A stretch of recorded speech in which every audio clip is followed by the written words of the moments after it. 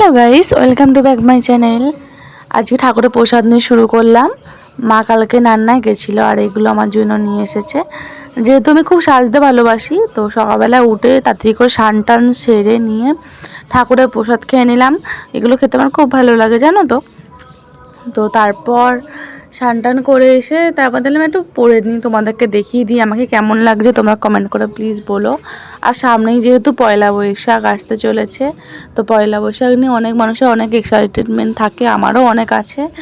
তো আজকে যেহেতু রবিবার, আজকে নীলের বাতি আছে, তো এইসব দিকে তো আমার কোনো ব্যাপার নেই। তো এই দেখো পরে নিলাম কালো হারটা, প্রথমে পরে নিয়েছিলাম, তারপর এই হারটা পরে নিলাম। কানেরগুলোও দেখলাম কেমন লাগছে আমাকে কমেন্ট করে জানিও, আর আমার উপর মানিয়েছে কিনা সেটাও জানিও। আর এই ব্রেসলেটটা আমার খুবই ভালো লেগেছে, আর পান্ডা আছে, আমার পান্ডা খুব পছন্দের, আর তাই মাকে ওখান দিয়ে কিস ছুঁচ্ছিলাম, মা তোমাকে খুব ভালো লাগে। Thank you so much. ভালো লাগলে একটা কমেন্ট করো।